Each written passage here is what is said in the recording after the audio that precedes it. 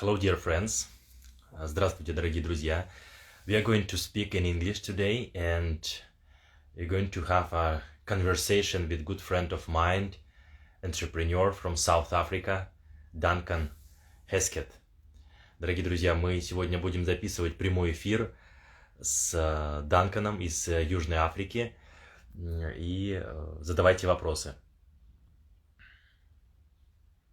Yeah, I can see Duncan is here.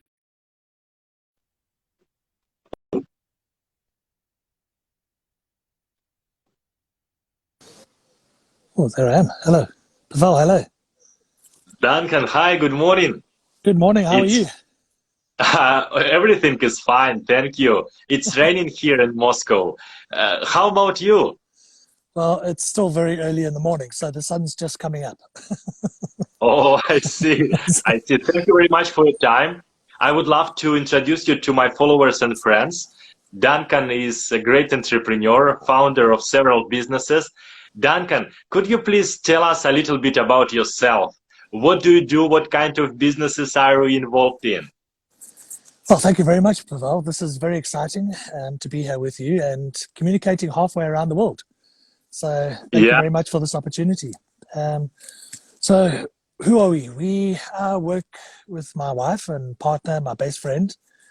We own 3 speaker bureaus, professional speaker bureaus across Southern Africa, where we represent professional speakers, entertainers, comedians. We own 2 global agencies that are based in the USA, and we developed an app. So that's really who we are. My wife's been doing this for 24 years. I joined her about 11, 12 years ago. So it's an adventure. That's what we are. I don't have a job. We have an adventure. Wow, that's wonderful. And what do you do? What kind of people you help with your agencies and bureaus? So we work with some of the most amazing people from anywhere in the world. Anybody who has a story to share or expertise that a corporate or an event planner or booker is looking for, then that's who we are. We are facilitators of messengers, in a nutshell. Wow. And every successful entrepreneur started from nothing, and they had some challenges. Could you please share about your experiences, Duncan, if you had any challenges and some situations you would like to share? Sure. I think there's actually statistics from the US that show most successful entrepreneurs have failed many a time. So if I look, before I joined my wife, I had my own business. I was importing medical devices into South Africa. And had that for about 5 years, many challenges, and then let that go.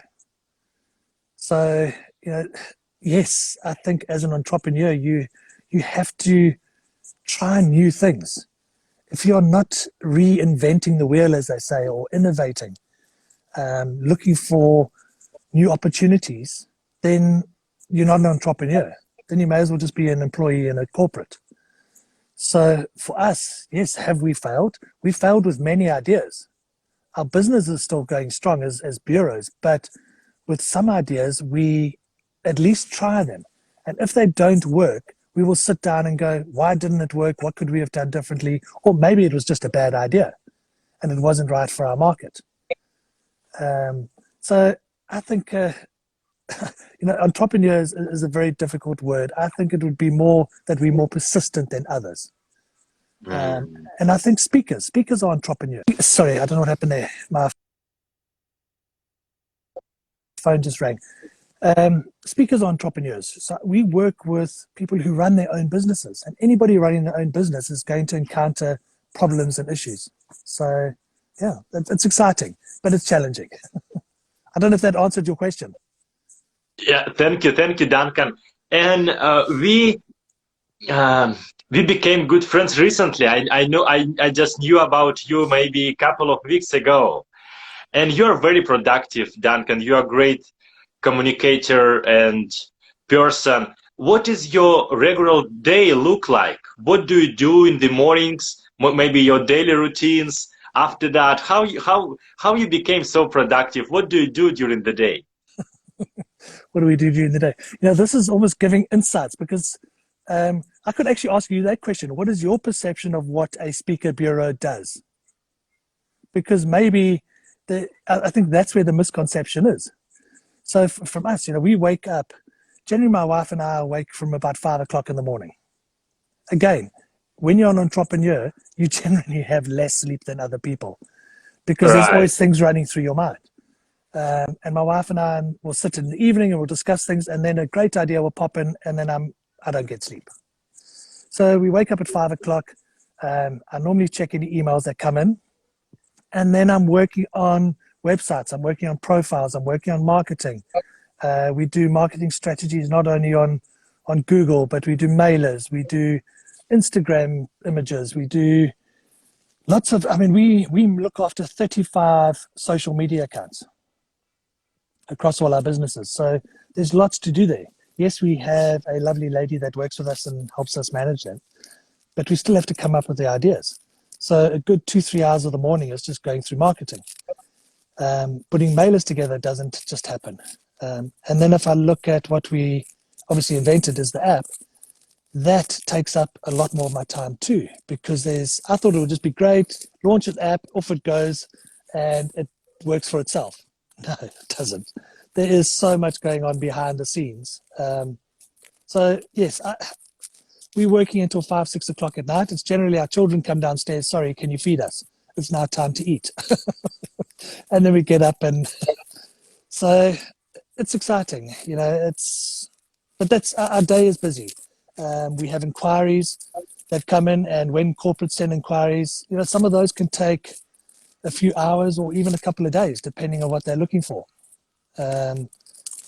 Sometimes they'll come with specific requests of people, and then we have to try and track them down and make contact with them. Some of them aren't obviously a professional speaker, so it's more challenging. Otherwise, we going backwards and forwards with clients, making suggestions. They come back with more information, and an inquiry can take 2-3 hours to work on, just an initial stage. So that's why I said my question to you would be, what is your perception of what we do?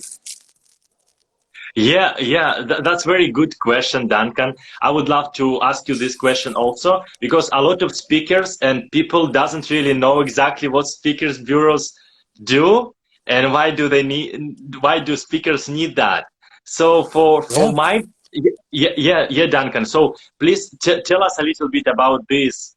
So what do speakers need you as a speaking bureau? Again, a very good question. And many speakers will say that they don't need a bureau, because all we do, so in their minds, they think that we sit there, we wait for the phone to ring, or an email to come in, and we then make a suggestion, and on that suggestion, we'll take our commission. Okay. We're not like estate agents. That's the way we said. So estate agents work on commission. Our IP is that we have spent the last 25 years building relationships with our corporate clients.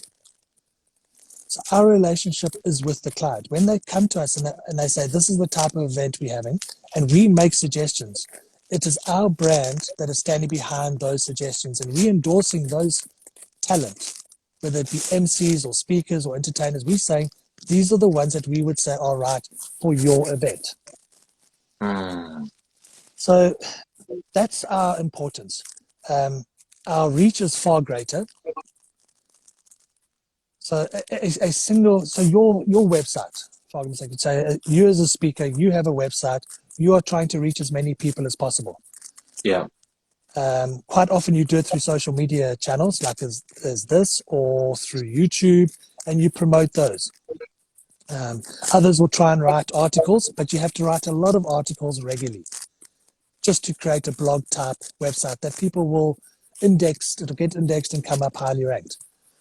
Bureaus tend to work with 300-400 speakers on their websites. They may have MCs and entertainers.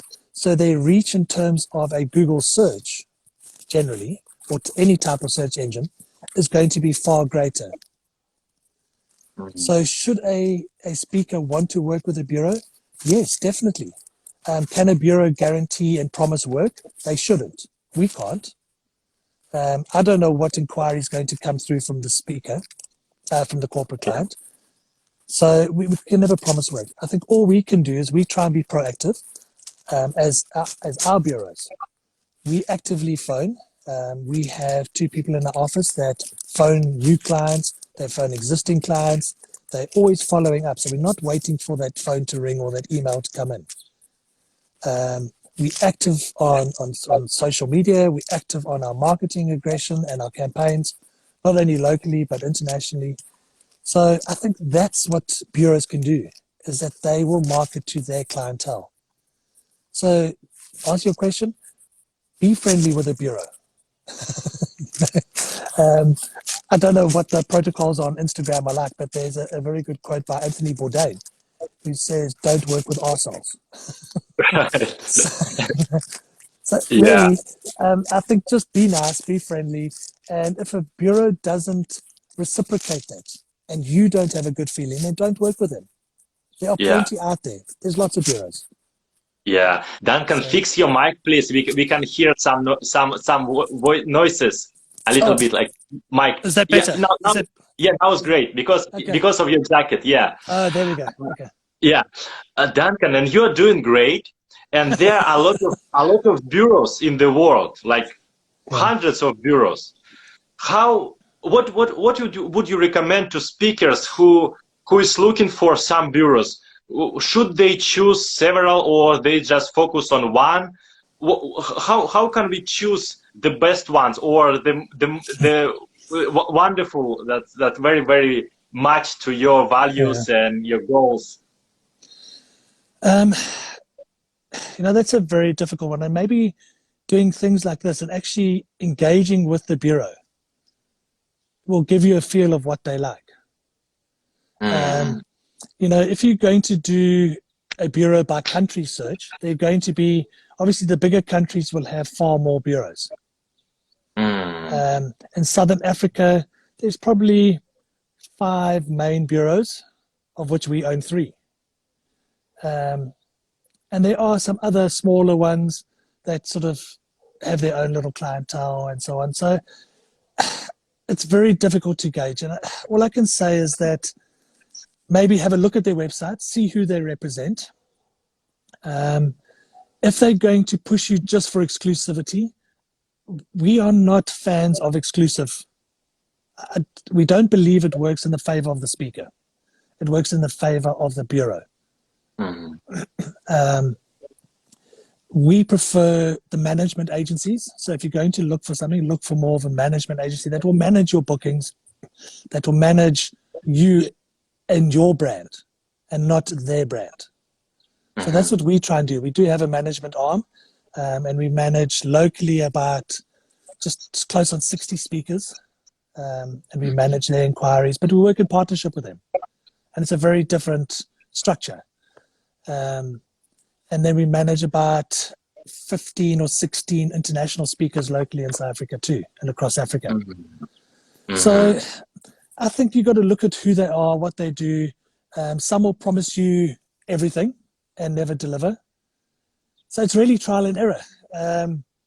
If you do a Google search in a country, some will pay for advertising, and that's all they do. It's a minefield. I can see where you're coming from, and I don't think I have the right answer. I think what you did is that you reached out, and those that respond and engage with you are probably the ones that you want to work with. And it might be a longer journey than some of the huge big ones, but the big ones you may just be a lost number. So it's a difficult one, and I think at the end of the day, all you can do is hope that a bureau may bring you 1 or 2 bookings in a year, or maybe even 1 every month if you're lucky. It's not your core. You mustn't see a bureau as your core business. It's not going to bring you everything. But if you can put like a spider's web, if you can put your feelers out and you get lots of agencies, and suddenly your brand is now more global and it's being advertised on many more platforms, you may well pick up the odd inquiry every now and again and the odd booking. At the end of the day, your marketing is what's key. And platforms that I think enable and complement your marketing is what you're looking for. I don't know if that answered your question. That's a very good question. Thank you, Duncan. And you mentioned before that you work with different kind of interesting people, celebrities, yes, artists, and public speakers, and so on. Who are you inviting to your bureaus? Who are you looking for? Who are your ideal people for partnership? Oh, you've really got some very good questions this morning. And who are our ideal speakers? I think our ideal speakers or ideal talent are those that are authentic. I think you have to have a good message. You have to be authentic. You don't always have to be polished.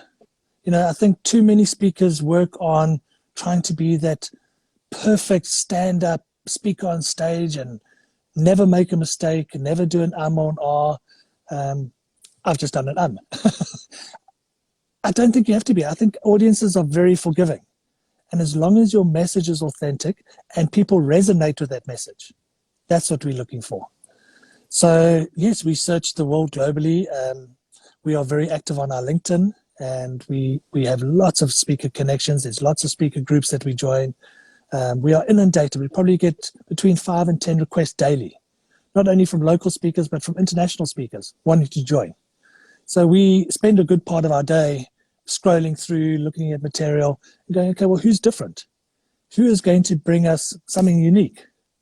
And yes, there'll be speakers that will be on many websites. So that goes back to your question. If you're on too many websites, maybe, okay, well, we'll just add you on anyway. But we're not going to actively promote you, because why would we actively promote somebody that someone will find somewhere else on the back of our marketing?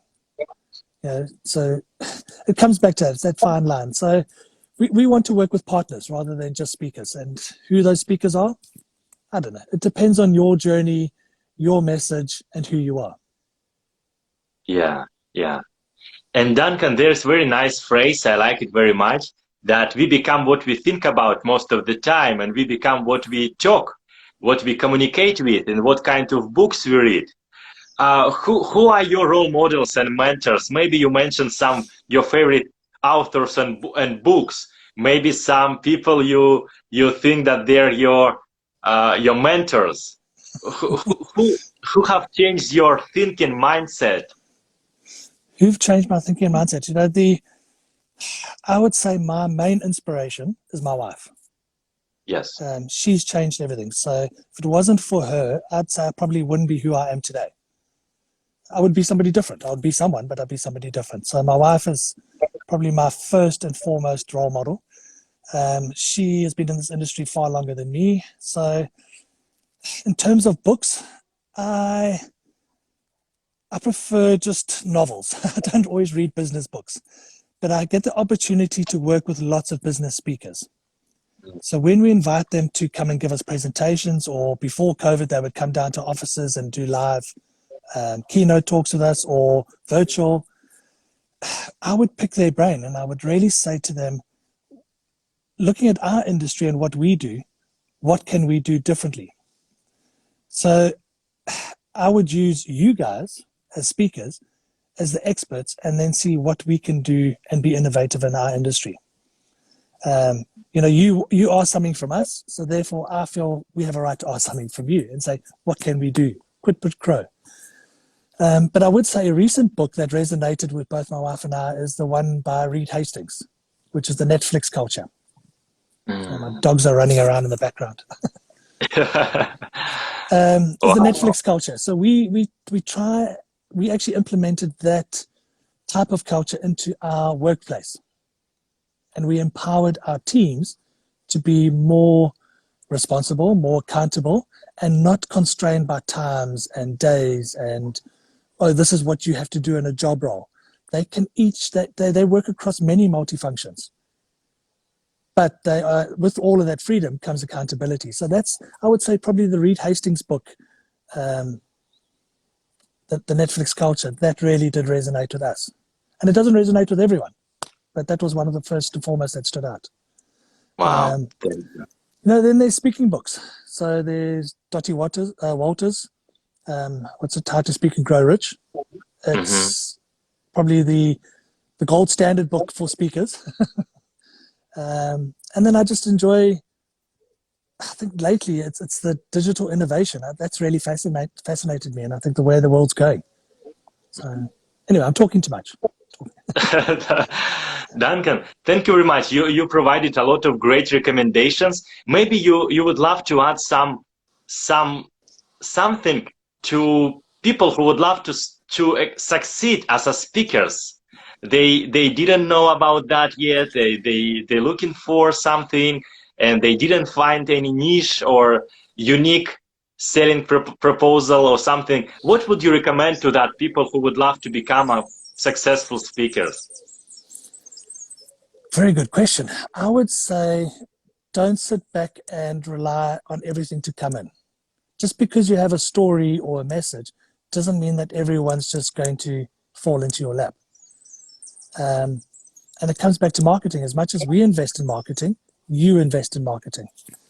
I know that there's a very successful speaker that we love working with from the USA. And he actually says that he's invested over the last 20 odd years of speaking, probably close on $500,000 just into his speaking business. So my advice would be, if you're going to make a website, don't just make an average website. Invest and make a great website, because that's your brand.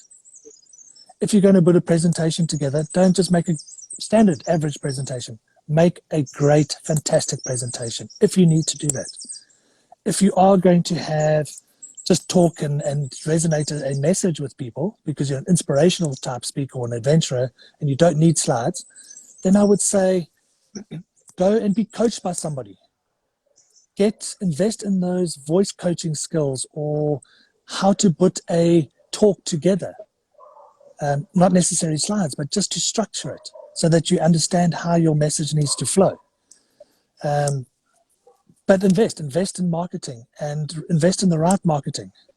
So I think my key would be, don't just sit back and wait for others.